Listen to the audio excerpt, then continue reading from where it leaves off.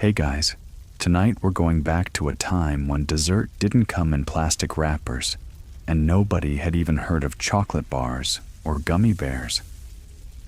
Instead, you're following your nose through a medieval fairground, the scent of roasted nuts and bubbling honey drawing you past crooked stalls and muddy carts. The streets are sticky, the air is smoky, and what's sizzling over there in that blackened pan? You're not sure, but you're definitely going to eat it.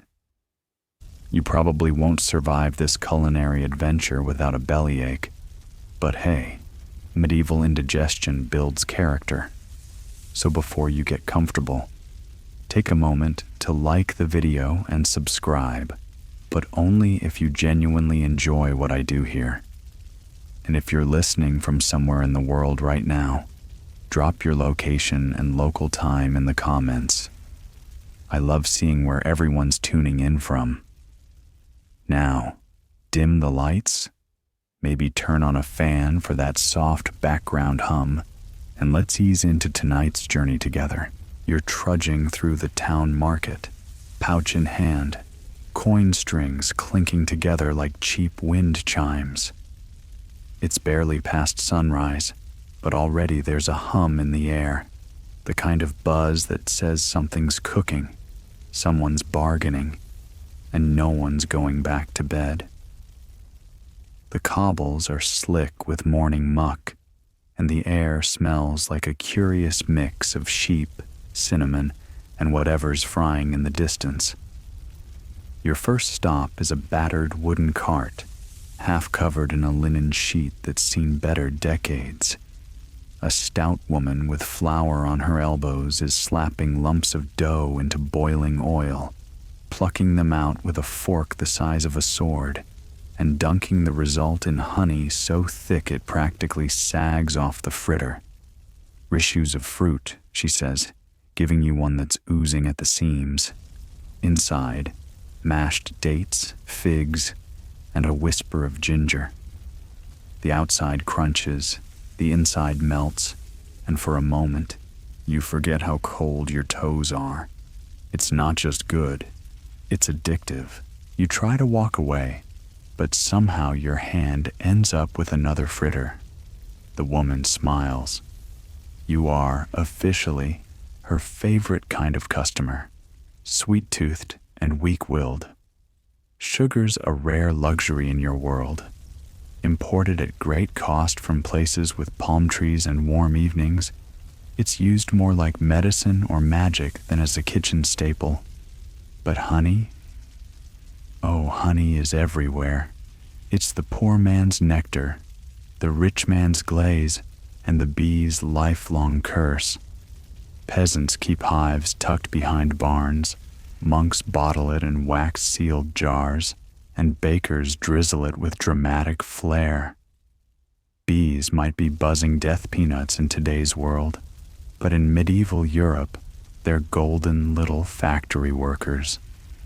A little further down, a vendor is serving up mominy, a mushy, nutty, wine-soaked concoction that someone, somewhere, decided was a dessert. It's like a pudding that got lost and wandered into a spice cabinet. Almonds, cloves, cinnamon, and just enough saffron to make your nose twitch. You dip in a spoon and taste something ancient, rich, and a little confusing. Is it a stew? Is it dessert? The answer is yes. Historians still argue whether dishes like mominy were ever eaten outside the courts. Some claim they trickled down to the commoners during holidays or weddings. Others believe they were reserved solely for nobles with multiple forks and minimal chewing needs. Either way, you're eating it now, and your sticky fingers are loving every drop. Next, you stumble onto a stand run by a boy who's barely old enough to tie his apron. He's flipping crespies, tiny medieval pancakes, on a hot stone griddle. They're sizzling in lard, glorious, glistening lard, and dusted with a mysterious powder he swears is cinnamon. You try one, then another, then lose count somewhere around your fourth. The texture's perfect. Crispy edges, soft center, and the heat seeps into your fingertips as you hold them. You burn your tongue. You don't care. A nobleman walks past with what looks like a miniature sculpture on a wooden plate. It's marchpane, molded marzipan shaped like a peacock. You manage to trade a fritter for a bite and immediately wish you hadn't. It tastes like almond-flavored plaster dusted in rosewater. Pretty, yes. Edible, debatable. Nearby, a priest is muttering to himself about the moral collapse of the common folk. Gluttony is a sin, he reminds no one in particular. So is waste, you mutter back, mouthful of fritter number 5. Someone thrusts a tiny paper cone into your hand. Candied fennel seeds. They crunch like gravel and taste like a licorice breath mint that forgot its purpose. They're a favorite among medieval dentists, you're told. You don't believe it, because what dentists? Still, the fennel seeds are oddly refreshing after all that sugar. You find yourself smiling. You also find yourself absolutely covered in goo. Honey on your fingers? Mominy on your sleeve? Something unidentifiable on your left boot. You look around and see everyone else is just as glazed. Children with smeared cheeks. Traders licking ladles. Even a guard has a candied almond stuck to his chainmail. Then, you spot a curious treat on a tray. Rose petal conserve. Petals boiled in sugar syrup until they become soft and jewel-like. You try one. It tastes like if your grandmother's perfume decided to become jam. Strange, but elegant in a very medieval way. Another cart is selling pomegranate syrup cakes, dense little loaves sweetened with boiled down juice and flour. They're sticky, tart, and the vendor insists they promote cheerfulness. You believe him. Mostly because you're already halfway through your second. You wash it all down with a cup of honey water, which tastes like someone tried to ferment a flower. Slightly fizzy, slightly sweet, and probably slightly dangerous. You ask the seller how strong it is. How depends on how long it's been sitting, she says. You finish it anyway. And as you wander off from the chaos, a boy runs up, points at your face, and laughs. There's syrup on your nose. You try to wipe it off and accidentally smear marchpane into your eyebrow. It's not a good look, but it is, unquestionably, the full medieval dessert experience. No forks, no napkins, no dignity. Your fingers are still sticky from honey fritters when the scent of something aggressively savory curls around your nose and hijacks your attention. It's smoky, it's greasy, and it smells like every wrong craving you've ever had at midnight. You follow it through a side lane of half-leaning stalls until you come face to face with what might be the medieval world's answer to fast food. A soot-blackened cart balanced on uneven legs and a cloud of smoke, run by a man who clearly believes hygiene is for the afterlife. He's flipping meat hand pies over a skillet that's seen more battles than the local knight. These are no delicate pastries, more like armored pockets of minced pork, onion, herbs, and enough rendered fat to waterproof a roof. The crust is so thick and browned, it's almost a defensive layer, and you're not entirely sure it isn't meant to double as one. You bite in. The heat blisters your tongue. The flavor punches you in the soul, and your arteries immediately start negotiating for peace. These pies were known by various names depending on region. Chewit, pies, bake meats, but they all did the same job. deliver meat to mouth without utensils. The crusts weren't always meant to be eaten. Some were just edible containers, especially for those too poor for plates.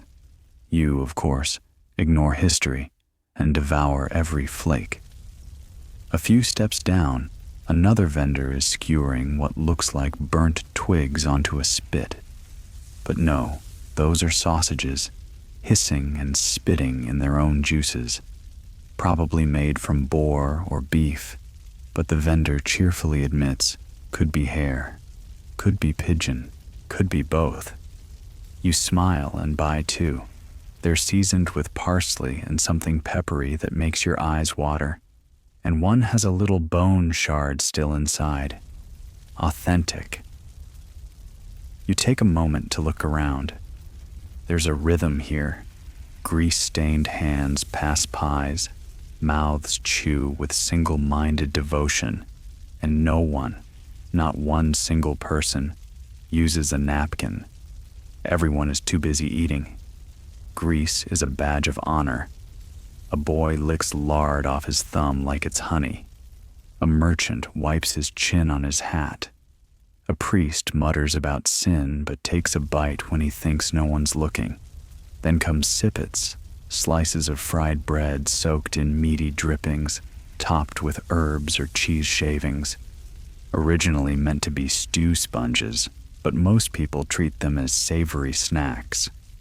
You chew a piece and find it crispy on the edges, chewy in the middle, and unapologetically soaked in animal fat.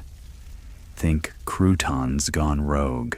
Not far from there, a tavern cook has parked a wheelbarrow of toasted barley flatbreads, rolled around spiced chickpea mash.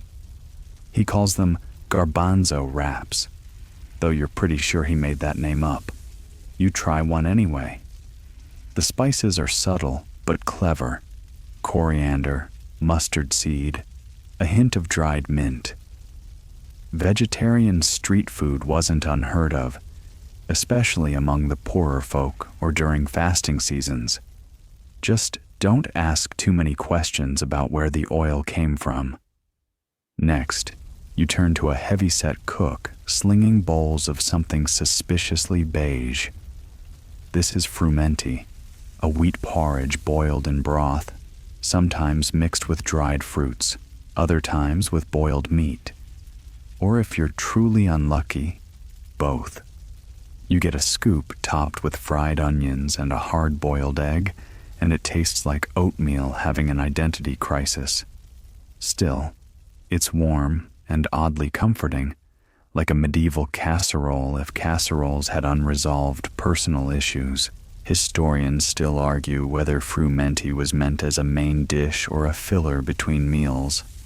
Some recipes even added sugar and cinnamon, turning it into a dessert for monks and nobles. Others included salted fish, which would frankly ruin your whole day. The only consensus is that frumenti was versatile, cheap, and rarely consistent. Now you're thirsty. You're handed a clay mug of spiced ale, warmed gently over coals and dusted with ginger, cloves, and a little nutmeg. It smells festive. It tastes like beer trying to be a holiday candle. Surprisingly, not bad. The alcohol hits fast. You're not sure if you're tipsy or just overwhelmed by all the grease and protein. Either way, you're enjoying the view slightly more now. Back at the stalls, a woman with forearms like battering rams is hawking cheese fritters. You accept one the size of a cobblestone. It's chewy, crispy, and faintly tangy. The cheese inside is probably goat or sheep. Definitely something emotional. It clings to your teeth like it has opinions. She grins at you and slaps a second one into your hand without asking. You take it like a blessing. Suddenly, there's shouting near the fishmonger. A crowd gathers. You shuffle in closer and see someone proudly holding up a steaming bundle wrapped in leaves. Turns out it's a fried eel pie. a Lent-friendly workaround since meat was off limits. You get a bite from the side. It's surprisingly good, smoky, oily, with a weirdly satisfying chew. Somewhere between fish stick and fever dream. Another man nearby has set up a barrel of what he calls catfish crisps. He slices the thin white meat into strips, batters them in barley flour, and fries them into chips. You dip one in a mustardy vinegar sauce and nearly pass out from the salt. You love it. And just when you think you've tasted everything, a boy offers you a turnip crisp, thinly sliced, salted, and fried in goose fat. You take one. It crunches like satisfaction and guilt rolled into a single bite. You nod at the boy. He nods back. This is peak snack diplomacy. Finally, you notice a dog trotting along the stall line with a bread roll in its mouth. No one bothers chasing it. Even the dogs are eating well today. The truth is, medieval junk food isn't refined, but it is inventive. It works with what it has: cheap cuts, rough bread, spices when possible, and oil when available. And when you're freezing and tired, standing ankle-deep in mud with a growling stomach, a sausage skewer or piping hot pie is more comforting than any silver spoon could ever be. You finish your ale, burp quietly into your sleeve, and smile. That's lunch. Greasy, messy, and unashamed. You think you're full. You hope you're full. But then someone passes by with a mug that smells like fruit, fire, and maybe a tiny bit of chaos. You follow it instinctively, like a moth to a medieval cocktail flame. The source? A squat booth draped in drying herbs, with clay jugs arranged like sleepy ducks.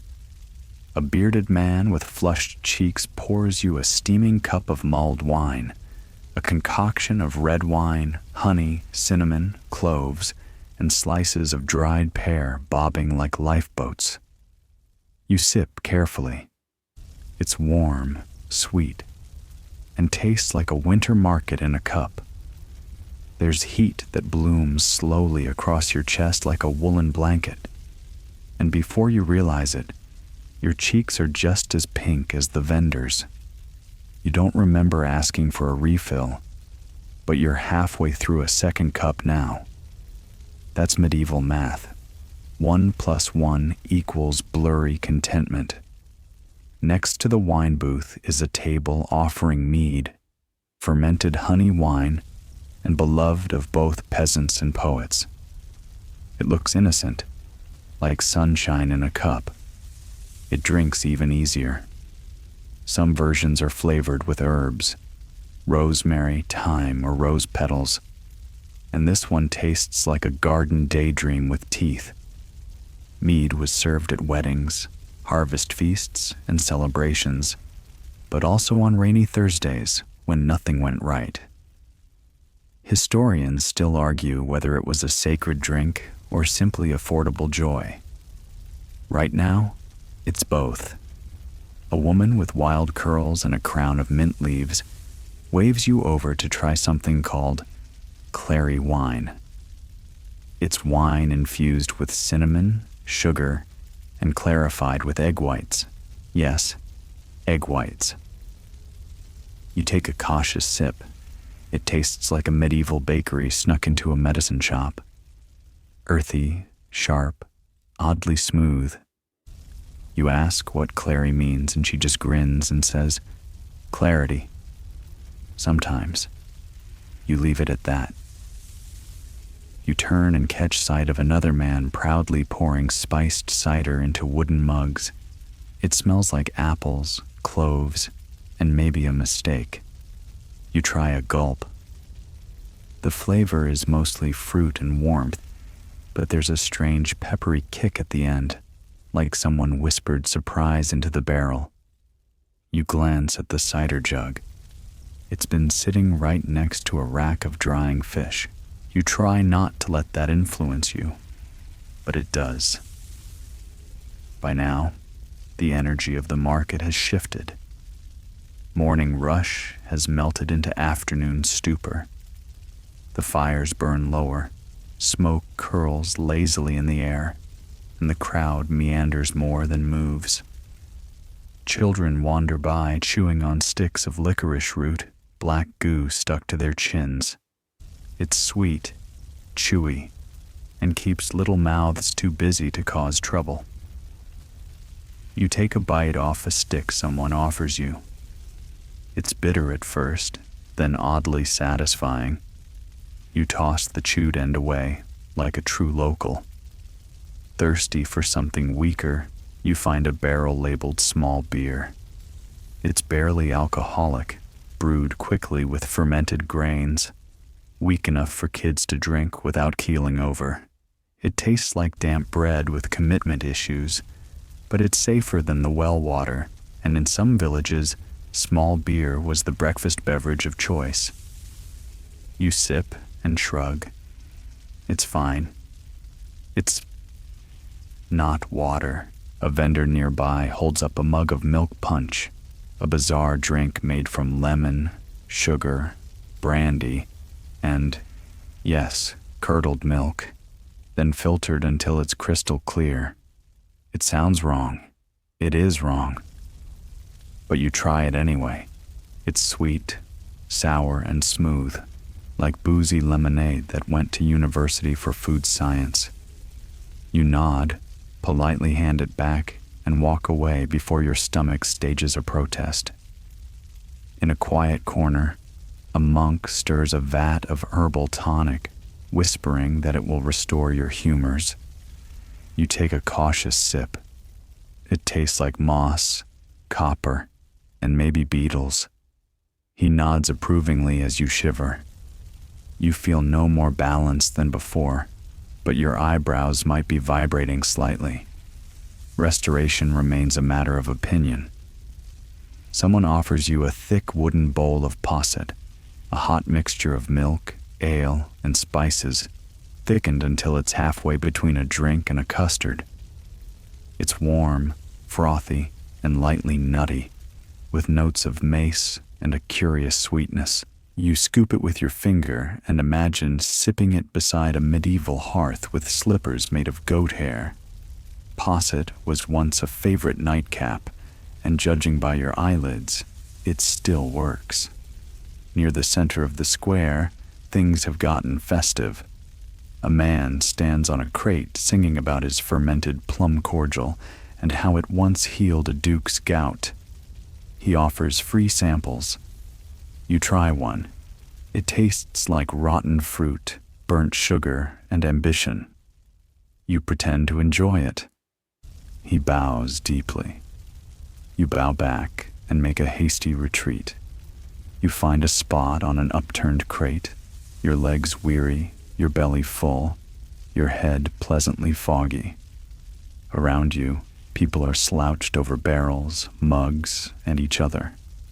A boy is singing to a roast turnip. A woman is dancing with a sausage.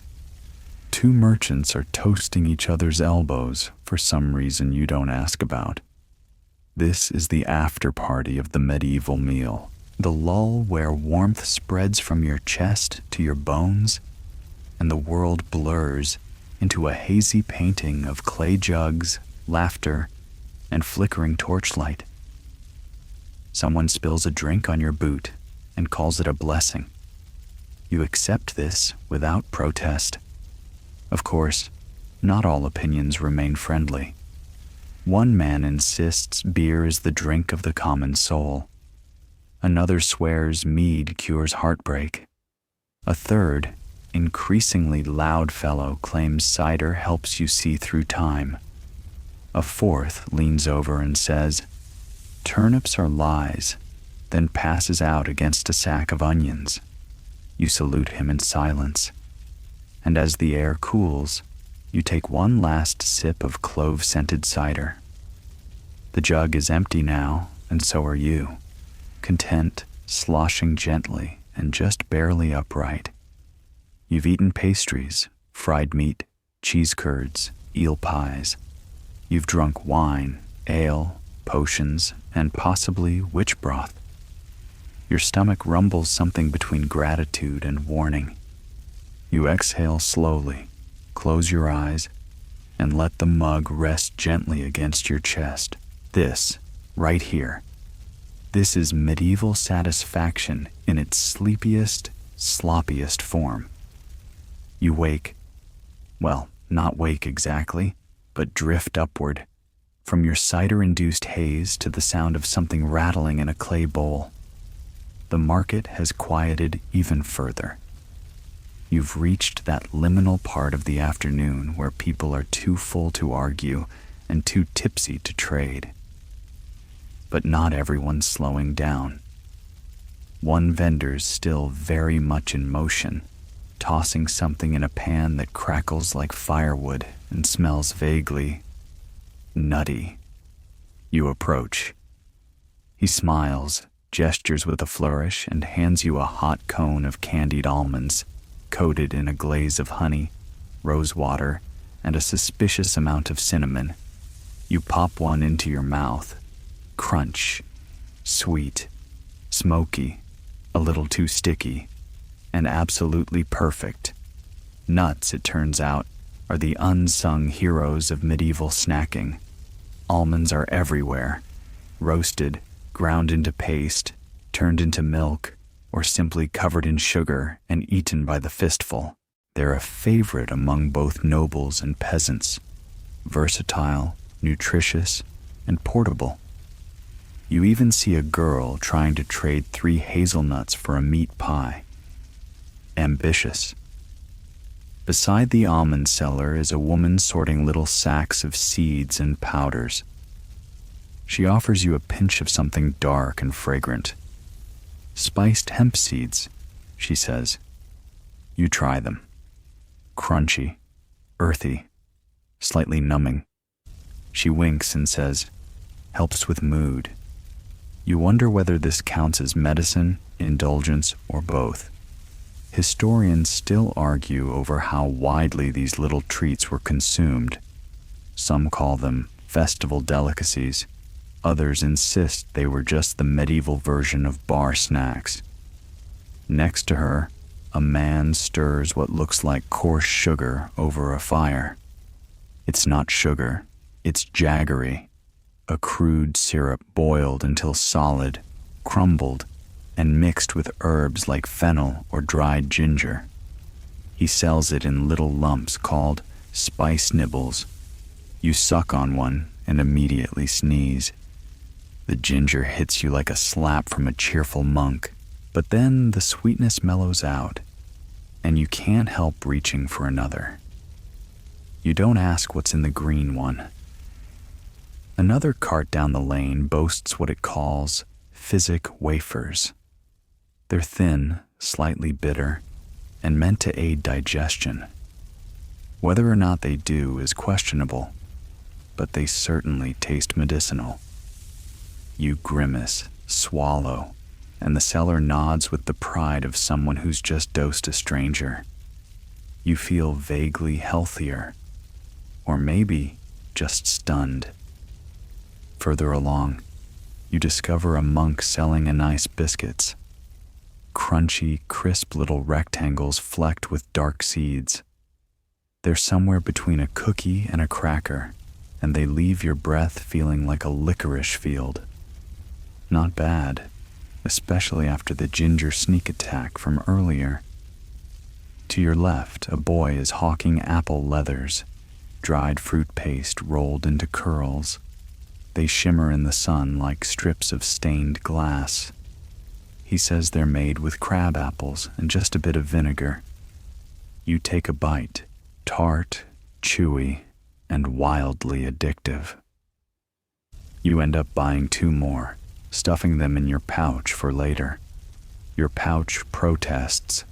Nearby, someone's toasting pine nuts on a hot stone, dusting them with ground salt and dried rose petals. You take a handful.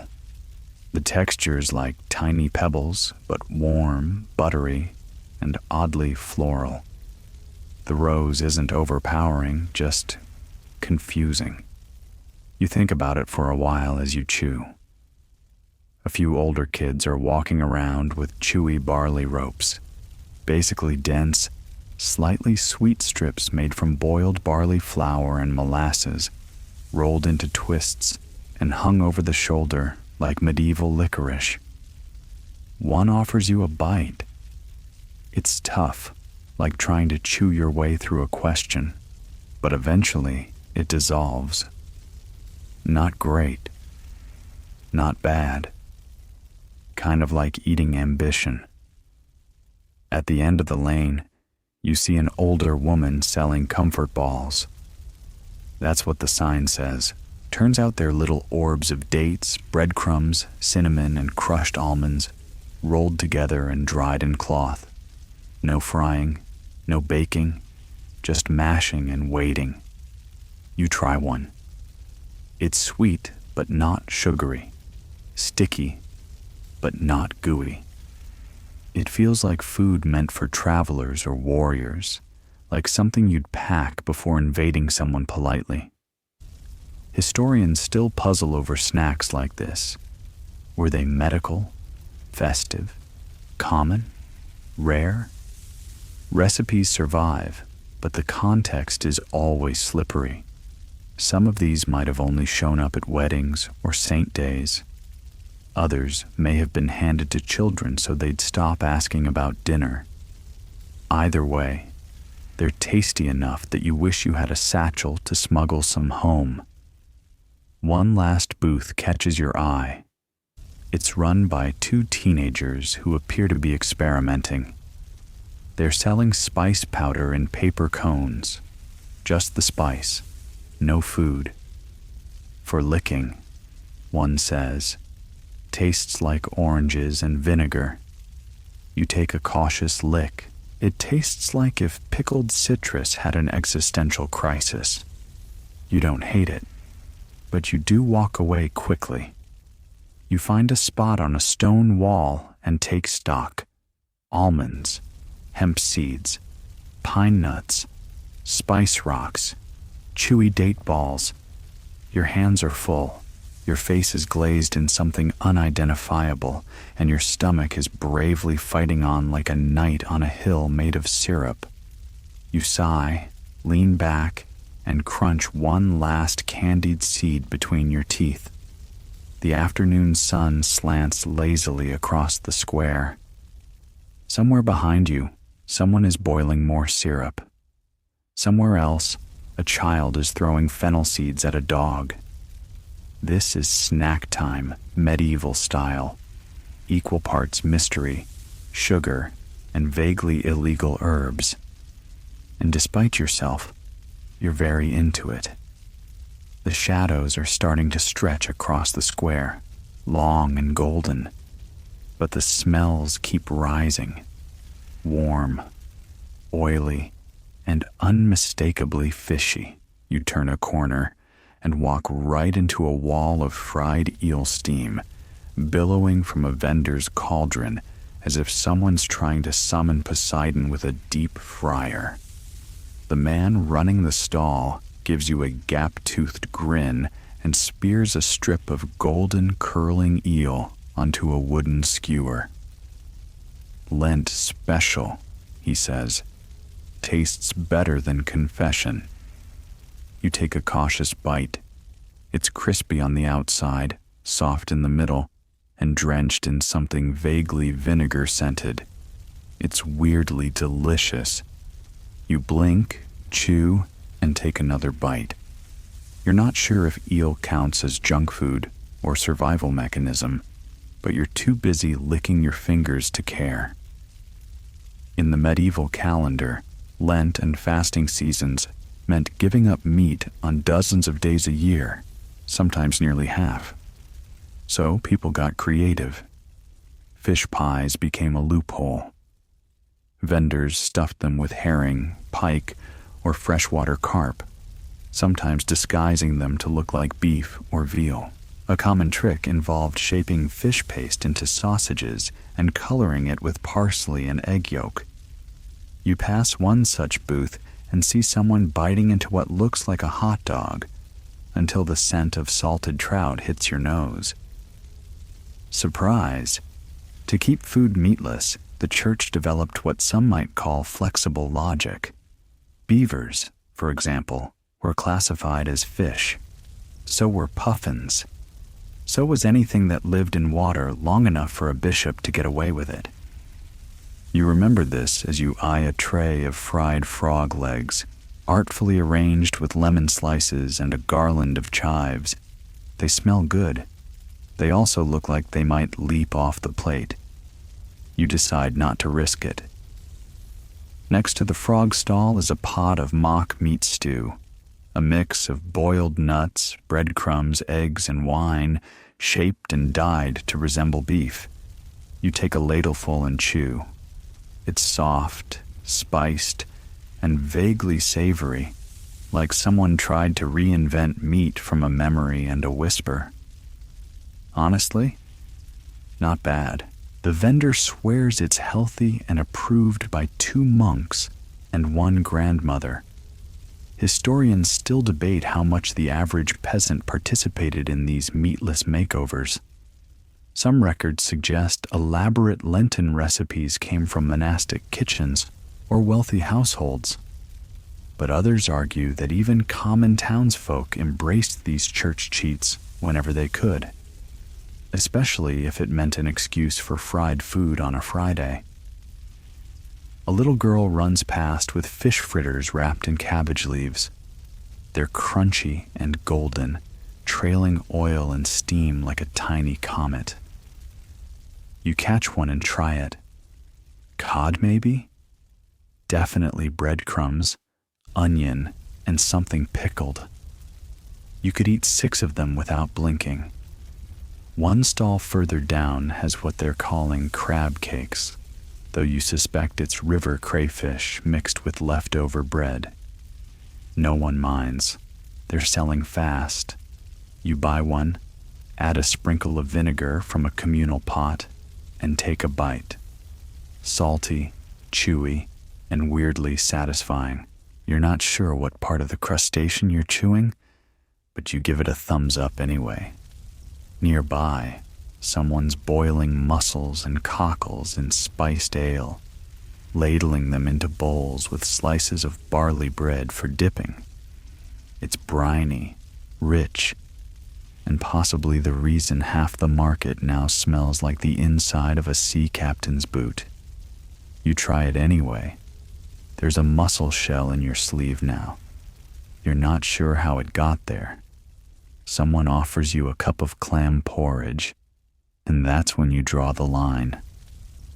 Some things are sacred. You smile, shake your head, and back away slowly. Then again, the next cart is selling fried seaweed crisps, dipped in oil and sprinkled with caraway seeds. You hesitate. They crackle like autumn leaves and smell faintly of low tide. You crunch into one. It's odd. It's green. It's nice? Your tongue hasn't decided yet. Your mouth votes yes. Your stomach remains neutral. And then there's the oddities. Smoked jellyfish, dried and chopped, sold as a chewable bar snack. You blink. The vendor insists it's excellent for the skin. You take a sliver. It's salty, rubbery, and tastes like sadness wrapped in brine. You hand the rest back with an apologetic smile. He shrugs and eats it himself. Still, it's not all fish and flavor tricks. A cheerful baker nearby is selling almond milk custard tarts, shaped like tiny boats and filled with sweetened nut milk, thickened with rice flour and scented with orange peel. They're technically Lent legal and completely decadent. You eat 2 before remembering you were supposed to be avoiding rich food today. You walk away chewing on a Lenten wafer, a thin, dry biscuit flavored with caraway and fennel. It's meant to be humble. It mostly tastes like medieval regret. And yet, the creativity on display is staggering. The rules may say no meat, but the workaround menu is practically a buffet. Fry it, shape it, spice it, rename it. If it walks, swims, or grows near a puddle, someone has tried to deep fry it and serve it in a cabbage wrapper. You perch on a stone bench and rest your arms on your knees, your fingers greasy, your breath tinged with vinegar and river fish. Around you, bells ring in the distance. Somewhere behind the stalls, a monk is preaching about restraint, while a group of teenagers eats jellyfish crisps and giggles. Medieval fast food, you realize, isn't always meat and sugar. Sometimes it's fried eel and theological loopholes. You're reclining against a bale of straw now, one hand propping up your head, and the other still holding a smear of goose grease that used to be a snack. You've eaten eel, swallowed spice powders, and possibly committed several culinary sins. But just when you think the indulgence must surely end, you hear a squish and a crackle and the unmistakable scent of bubbling cheese. You follow your nose again, because at this point your dignity has melted along with your sense of moderation. You find a trio of cooks huddled over a clay stove, each wielding a flat paddle and a bowl of what looks like shredded something. You squint. Is that fried curd? Indeed it is. Welcome to the glorious, gooey world of cheese-based snacks, where dairy is king and subtlety is dead. The cook slides you a hot, blistered round of cheese tart, the crust patchy and uneven, the top bubbling with goat's milk curds, onions, herbs, and, somehow, more cheese. You take a bite and it strings like medieval pizza. The crust is crumbly and charred at the edges. The filling is a hot, tangy mess. You love it. Cheese wasn't just food in the Middle Ages. It was strategy. Easy to store, barter, bake with, and stretch into all kinds of creative shapes. People fried it, salted it, stuffed it into bread, or ate it straight with dried fruit.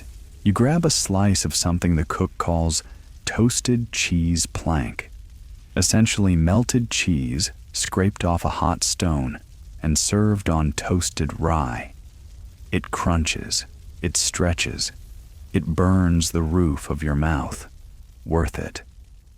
A small stand nearby has a bowl of milk clabber, a fermented yogurt-like mush topped with chopped herbs and served with roasted garlic.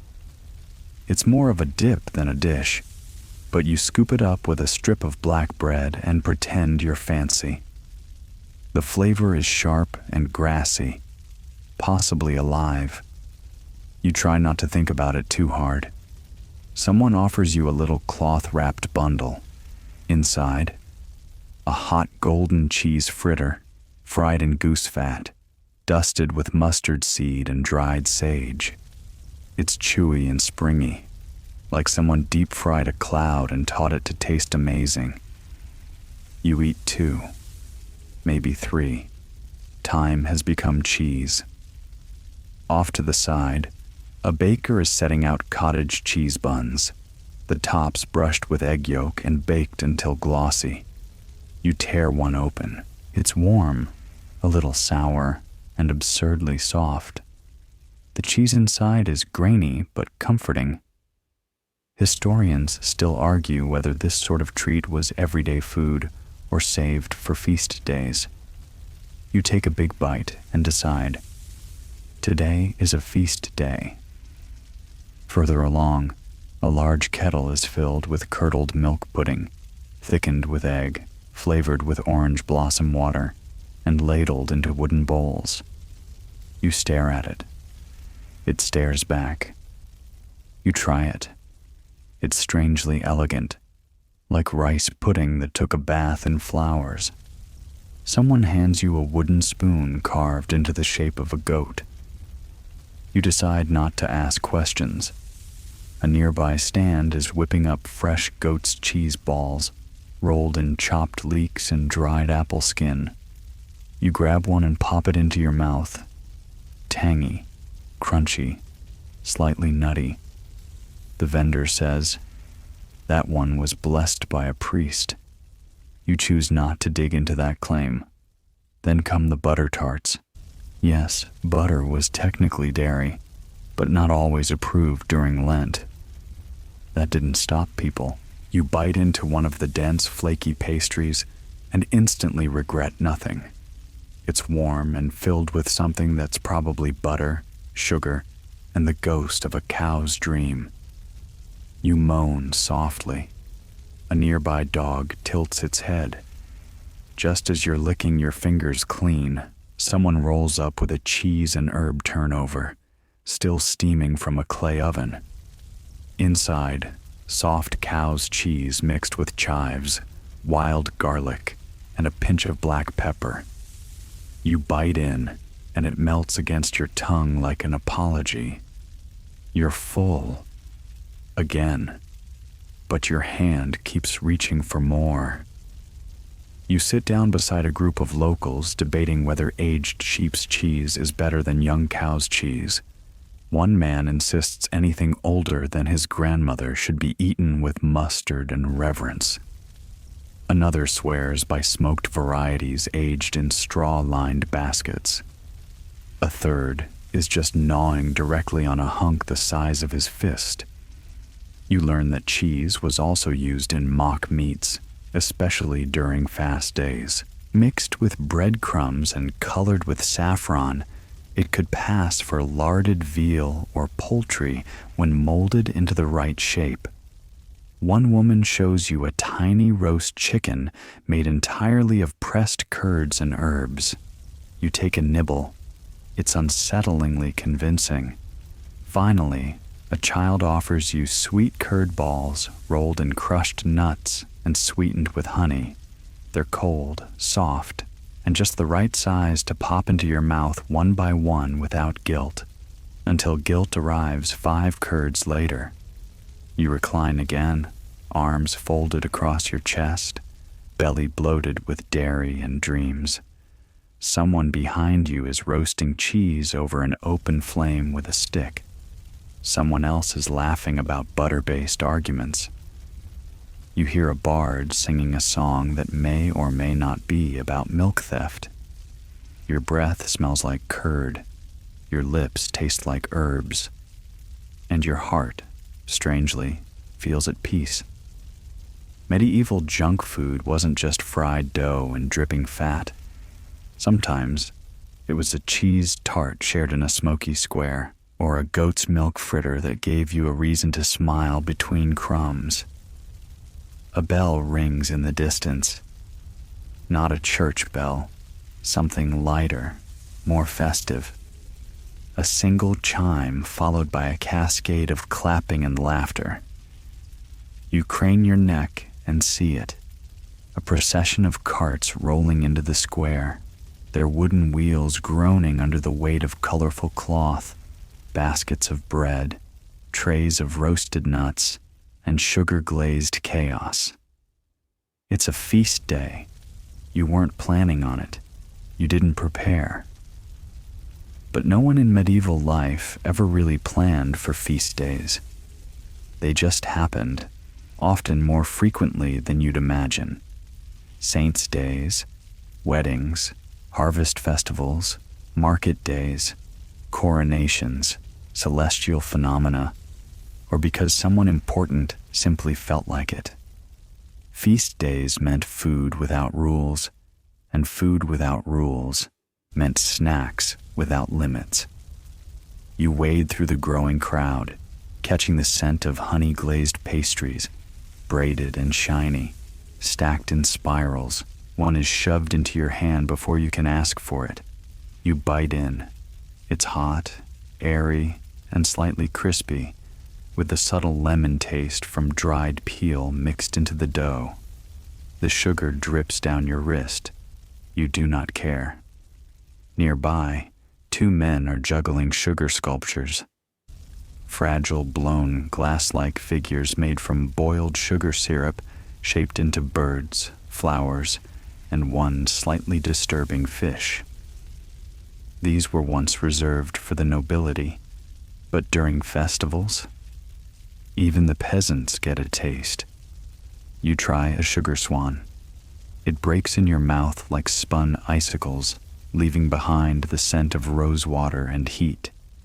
You stumble upon a cart doling out marzipan animals, tiny hedgehogs, squirrels, even a pig wearing a crown, all almond paste and powdered sugar.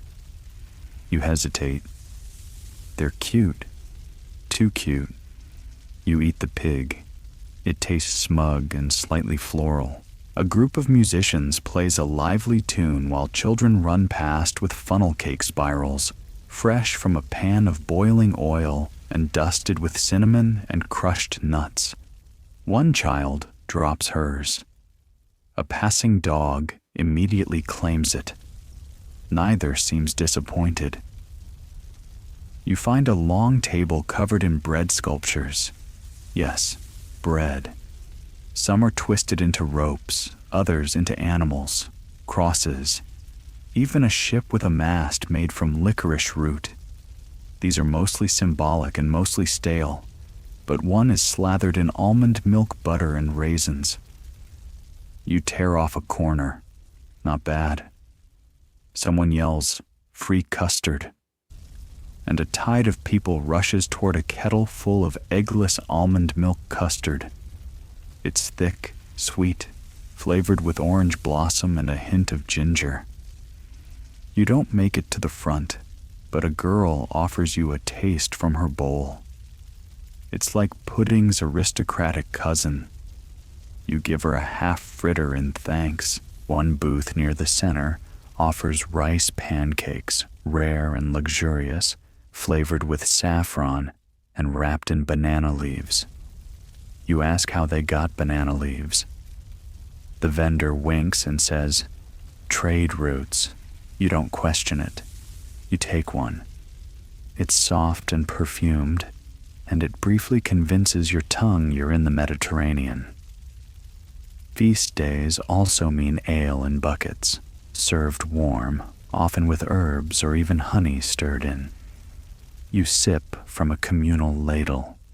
It tastes like a barley garden after rain. A man near you is trying to convince his friend that drinking 3 ladles is equivalent to seeing a saint. His friend already looks halfway to beatification. Then there are glazed root candies, carrots, parsnips, and beets boiled in sugar syrup until translucent. You try a candied beet and marvel at how something that usually tastes like dirt now tastes like dessert. Medieval people had time, patience, and apparently a secret sugar alchemy. Historians still debate how often regular townsfolk could actually indulge in all this during feast days. Some suggest only the well-connected got the full spread. Others argue that markets and traveling festivals spread enough wealth and surplus to let even commoners join the sugar rush. Today, at least, you're eating like the bishop's cousin. You pause to breathe. A man offers you fig tarts with cinnamon, cloves, and a suspiciously chewy crust. You nod politely as he calls it ancestral. It might be made of actual ancestors, but it tastes okay. Then you're handed a ginger biscuit, shaped like a fish, covered in dots of hardened syrup. You crunch it loudly and hear someone next to you hum in approval. You turn. They're chewing on a cardamom bread knot, their fingers glittering with sugar. And just when you think you've seen every snack, you spot a tray of rosewater dough balls, fried and soaked in syrup until they shine like jewels. You take one, then another, then another. Your mouth is an altar to syrup and fried bread. Nearby, a group of dancers kicks their legs through flower clouds and tambourine jingles, stomping beside a man juggling jelly molds that never fully set. One collapses mid-air into a tragic pudding puddle. The audience cheers anyway. You wander, arms sticky, cheeks glowing, stomach humming. The sun begins to dip low, casting the fair in gold and shadow. Torches are lit. Somewhere, a child is loudly offering 3 almonds for a ghost story. This is a different kind of medieval feast, not about meals, but moments. No meat trenchers or silver spoons, just joy, sugar, laughter, and community. Food handed over with a wink, snacks shared with strangers, and the slow, delightful realization that your belt is now far too tight. You lean against a barrel, lick honey from your fingers, and sigh deeply. If there's a heaven in this era, it probably looks and smells a lot like this. The music drifts behind you now, fading into a blur of lutes, footsteps, and distant laughter. Your feet ache. Your belly feels like it's composed mostly of pastry and melted cheese. And yet, you spy something happening at the edge of the square that promises a new kind of comfort. It's quiet there, past the noise and the dancers, a cluster of low stalls surrounded by hay bales and old benches, warmed by scattered hearth fires and a long trough of glowing embers. These are the peasant food carts, the homespun heart of medieval snacking, simple, hot, and made from whatever someone found this morning that wasn't already spoiled. You settle onto a bench, and someone immediately hands you a roasted, ash-baked onion, its papery skin peeled back to reveal soft, smoky layers. You bite in. It's sweet, warm, the kind of food you eat slowly, half asleep, by firelight. You sigh. Across the way, a man with soot-blackened hands is baking root pies over stones, not meat pies.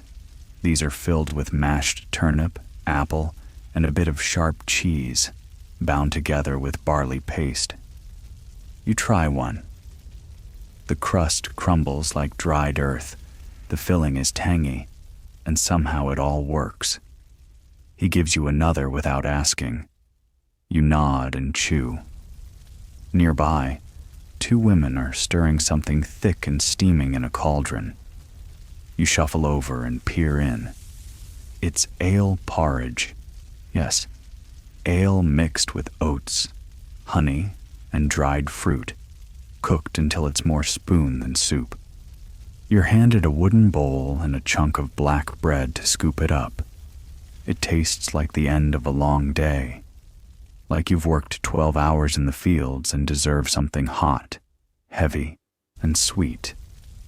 Someone stokes a fire under a small kettle and adds cubes of what looks like dried bread. They sizzle, then puff up slightly. He calls them ale-soaked crusts, fried and dusted with rosemary salt. You pop one into your mouth and crunch thoughtfully. These might be the medieval version of croutons, except greasier, saltier, and far more satisfying. Beside the fire, a boy is gently toasting cheese scraps on a stick, scavenged from earlier fritters and pies, melted again over hot coals. He hands you one wordlessly.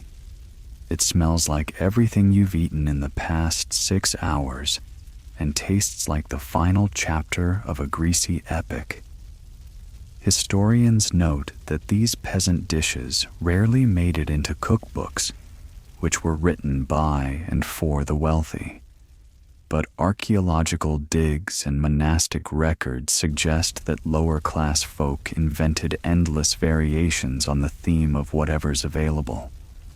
Onion skins, marrow bones, stale bread soaked in broth, lard-smeared roots, all tossed together and fried on flat stones. Junk food born of necessity and resourcefulness.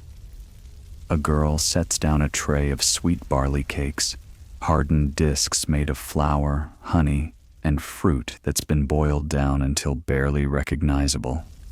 You bite into one. Ooh, it's dense, chewy, and faintly sour from the apples. Someone whispers they last for months. You believe it. You might still be chewing it next week. Then there's the bean patty man, an old cook, flipping little discs of mashed beans and wild herbs on a sizzling griddle. He sprinkles each with vinegar and a pinch of salt. You try one and find it earthy, warm, and surprisingly refreshing after all that sugar. Your stomach thanks you, then warns you not to push it. Over by a stone hearth, a woman is making what she calls bread twisties, strips of dough wrapped around sticks and baked over open flame, then smeared with garlic and goose fat. You try one. It tastes like smoky pretzel meets survival strategy. You wonder why modern camping hasn't caught on. Someone walks by carrying hazelnut cakes wrapped in cloth, more like compressed bars of roasted nuts, honey, and leftover oat flour. You trade one of your turnip pies for a bite. It's crunchy and intense, like granola with less self-esteem and more soot. And then you see something familiar. Barley sugar, a crude lollipop made by boiling down barley water and honey until golden and hard, then twisted into spirals around a stick.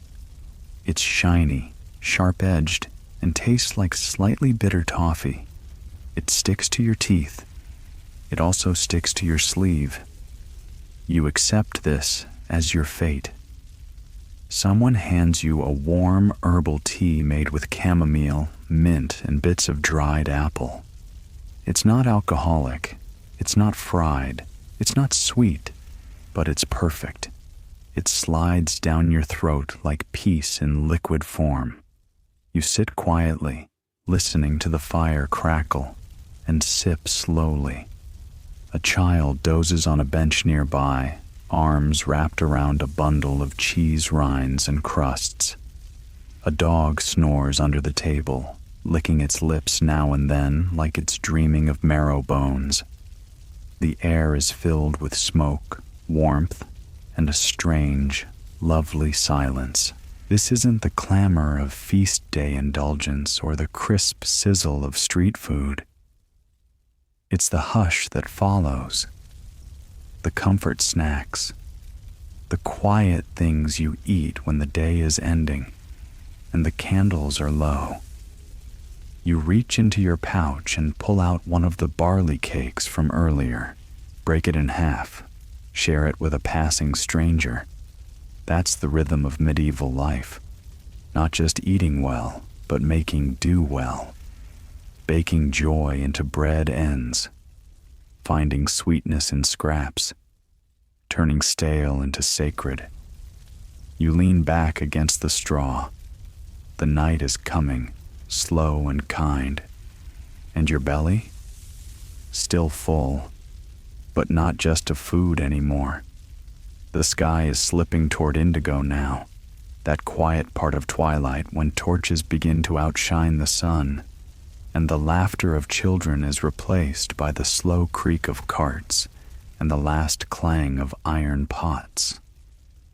You're drowsy, not just full, but heavy, the kind of full where even your fingers feel like they've eaten too much, and still, there's that unmistakable smell, warm bread, toasted spice, and the faint tang of clove. You glance around and realize what's happening. The market may be closing, But midnight snacks are just getting started. A man pulls loaves of dark rye bread from a clay oven buried in coals. The crust is cracked, smoky, almost blackened. He slices a thick piece and smears it with something soft and silvery. You blink. Is that goose fat? It is. He sprinkles it with a pinch of salt and hands it to you. You bite in. It's rich, unctuous, and slightly sinful. Nearby, someone's stirring a pot of clove cider, the kind made for winding down rather than celebrating. It's warm, just a little sweet, and perfumed with dried citrus peels and a hint of pepper. You hold the mug between your hands like it's holding you back together. The steam curls under your nose and into your bones. Around you, the square has quieted. Children are asleep under shawls. Someone strumming a lute softly. A girl with hay in her hair is sitting beside a tray of apple dumplings, one eye closed, the other watching the stars.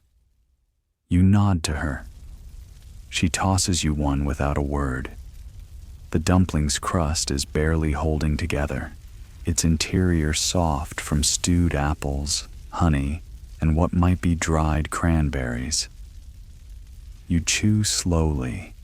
You've entered that stage of fullness where flavor no longer matters, only warmth and texture.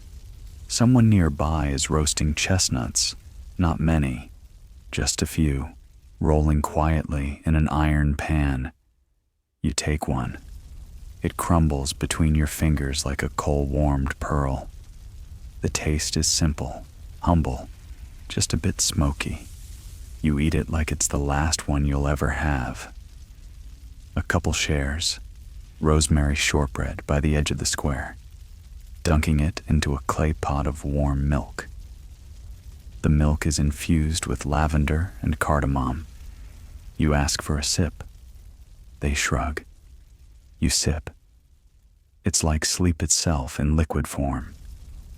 Not far off, a group of women are peeling baked pears, their skins slipping off like silk. The pears have been roasted with nutmeg and cloves, served with a spoonful of spiced almond cream. You try one. You nearly melt into the bench. Historians still argue whether midnight meals were common or merely practical improvisation. Many believe that food in this era was driven less by schedule and more by need. If the fire's warm and the belly growls, something gets cooked. Others suggest late-night feasting was a luxury, reserved for revels, vigils, or sheer gluttony. Whatever the reason, you're grateful for it. A quiet lad is handing out bread pudding cubes, thick, dense bites soaked in mead and pressed with raisins. He says nothing, just offers the tray like a sacred rite. You take one, then two. You try to stop. You fail. You find yourself crouched beside a hearth where a woman is melting a mixture of butter, sage, and garlic.